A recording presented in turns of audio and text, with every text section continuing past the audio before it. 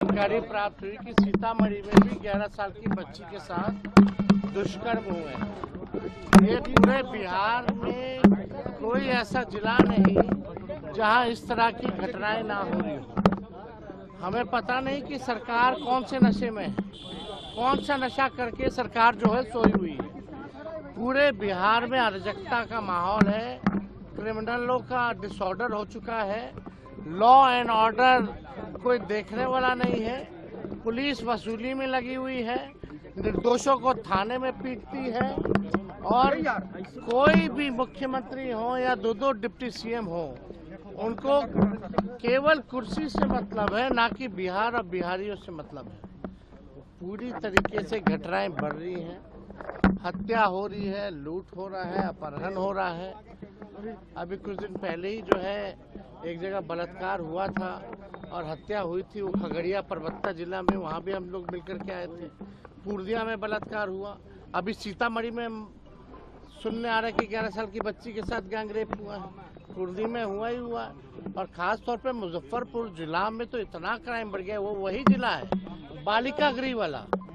तो लोगों को समझना पड़ेगा कि अब मुख्यमंत्री नीतीश कुमार जी अचेत अवस्था में है, ये नीति आयोग के बैठक में भी नहीं जाते हैं, केवल पॉलिटिकल कार्यक्रम में जाते हैं। इनको बिहार और बिहारियों से कोई लेना देना नहीं है और ना ही कोई समीक्षा बैठक होती है।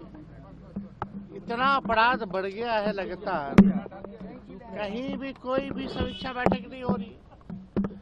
ट्रांसफर पोस्टिंग का धंधा चलेगा तो यही रहेगा, रिटायर्ड लोगों को दे दिया जाएगा ट्रांसफर पोस्टिंग का, डीजीपी के हाथ में कुछ रहेगा ही नहीं तो करेगा क्या। तो ये पूरी तरीके से सिस्टम एकदम नकारा हो चुकी है, सीएम एकदम थका हारा हो चुके हैं, बिहार इन लोगों से चल नहीं रहा है। और जो भी अपराधी बिहार में, अगर इन्वेस्टिगेशन अगर आप देखिए तो पुलिस का इन्वेस्टिगेशन का परफॉर्मेंस जो है बेहद पुअर है। और अगर इन्वेस्टिगेशन होता है, अदालत तक जाती है, तो अदालत से भी जो अपराधी हैं बेल लेकर के बाहर आ जाते हैं। जो पुलिस जो है वो सजा जो है नहीं दिला पाती। भ्रष्टाचार का अलग केस चल रहा है ईडी और सीबीआई में, कौन कौन अधिकारी है, कौन कौन मंत्री है, लेकिन खबरों में नहीं रहता है बिहार। अलग माहौल पूरी तरीके से बिहार में बना हुआ है, जहां पुलिस का ही एनकाउंटर हो रहा है और अपराधी जो है बेलगाम घूम रहे हैं। मुख्यमंत्री जी चुप्पी क्यों साधे हुए लगे? मंत्री जी चुप्पी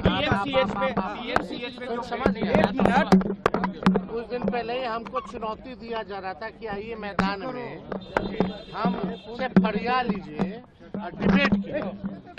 पहले इस पे तो बात करें, केवल एक सवाल का जवाब दें कि उस 11 साल की मासूम बच्ची को बेड क्यों नहीं मिला, इसका केवल जवाब देना चाहिए।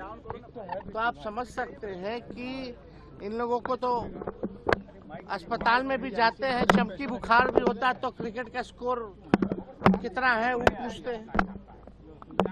कितने गंभीर हैं लोग, इन लोगों का। अरे भाई, मंत्री जी का पीए तीए जो लोग हैं वो तो बेड बेचवा लोग हैं। आईजीएमएस में जाइए कितना बेड बेच रहा है, हम तो डंके पे कह रहे हैं।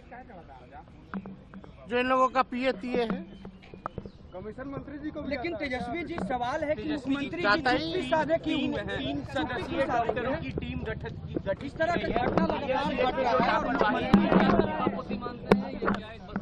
घटना जो होनी थी हो गई। 4 टीम गठित करें या 100 टीम गठित करें, इन लोगों की जब तक मंशा ठीक नहीं होगी तब तक सुधार होने वाला